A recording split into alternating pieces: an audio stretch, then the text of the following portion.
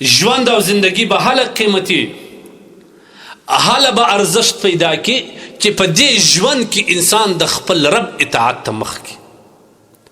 څه ارزښت به وي د دې ژوند، څه ارزښت به وي د دې ژوند چې کوم ژوند د الله په نافرماني کې تېرېږي، د خدای څخه په بغاوت کې تېرېږي، د الله جل جلاله د ملاقات تمنا او شوق نه لري، دا ژوند څخه د حیوان ژوند ډېر غوره دی. دا ژوند به څه ژوند دی؟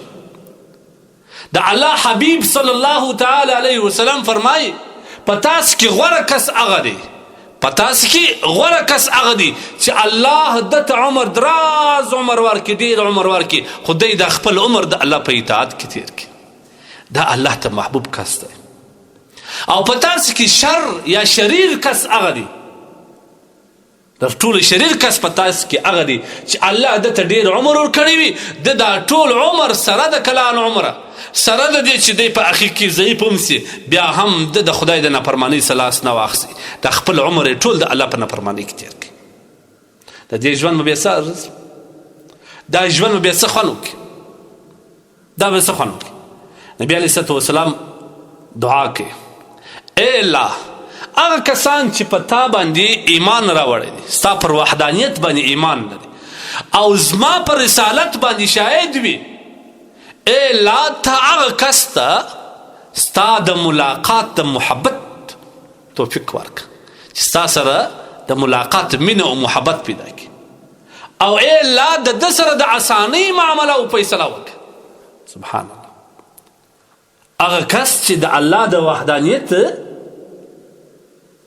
ایمان ولري، عقیده ولري، او د رسول الله صلی الله علیه وسلم د رسالت عقیده ولري، هغوی دپاره د الله رسول دعا کړې ده. دعا دا ده: ای الله، ستا د محبت او د مینې یا ستا د ملاقات محبت درته نصیب کړه، او ای الله د ده سره د اسانۍ فیصله وکړه.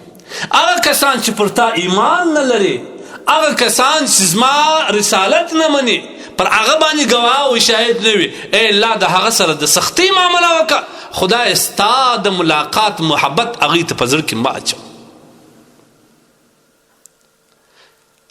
هغه یو صحابي وایي: لا خیر فی الحیات الا للتائب. په دنیا کې هیڅ چا لره خیر نشته مګر که خیر وي هغه کس لري چې هغه همیشه توبه کوونکی، پر خپل خطا باندې ژاړي او خپل زندگی د الله په فرمانبردارۍ کې تېره روانه وي. دا خپل زندگی ژوند کې غرور نه کوي، تکبر نه کوي، دا یې د الله په اطاعت کې روان وي، دا یې د الله رسول صلی الله علیه وسلم په اتباع کې تېرېږي. دا کس د ټولو خوندور زندگی ده، دا د الله ته خوښ کس دی. دا واوره په خپل ځواني مه غره کېږه، په خپل مال او دولت او قوت باندې مه مغروره کېږه چې دا تا دې حال ته ورسوي چې ته د خپل رب نافرماني وکړې. دا هم واوره، یو وخت به داسې راسي دا سا وکاږه، کېدی سي د اخوا ودرېږي، ختم سي، بیا یې ته بېرته نه راوکاږه. دا هغه به ستا اخري د ژوند مراحل سي. دا وخت به هم وي کله چې ته سترګه پټه کړې، بیا به د خلاصولو توان نه ولرې چې ته خلاصې، ته به وختي د دنیا څخه کړله. دا وخت هم مثل لري، کم لاس چې تا پر یو چا پورته کړی دی، هغه پر هغه ځای باندې الله فلج کړي. په کم کار کې چې ته د الله په نافرمانۍ اخته یې، په هغه حالت کې تا ته مرګ راسي، او ته د خپل رب سره په دغه حالت کې بیا ولاړ سې مخ ته. لهذا اصل ژوند چې کوم دی هغه د آخرت ژوند دی. الذي خلق الموت والحیات. قرآن کې الله وایي الله هغه ذات دی چې مرګ او ژوند یې پیدا کړی دی. ته په دې آیات کې سوچ وکړه، دلته اول ژوند د انسان دپاره دی، بیا مرګ دی، لیکن الله د دنیا ژوند پر ژوند نه دی بېللی، اصل ژوند د آخرت ژوند دی. ځکه الله وایي الذي خلق الموت والحیات. ژوند دغه دوم حیات چې کوم دی د مرګ ما بعد آخرت ژوند مراد دی. اصل ژوند د آخرت ژوند دی چې هغه نه ختمېده لري، نه زړېده لري، نه ذوب لري، هېڅ هم نه لري، نه عذاب ختمیږي، نه نعمتونه ختمیږي. د دا ژوند دپاره څه وکړه، د دې ژوند دپاره تیار سه. دا ژوند به بیا تا ته د آخرت یو ډېر څه په لاس درکړي. لیکن ګوره انسانه، د الله په نافرمانۍ کې زندګي مه تېروه. دا ستا ژوند بیا قیمتي نه دی، دا در ټولو بې قیمته دی، بیا ته هېڅ ارزښت نه لرې.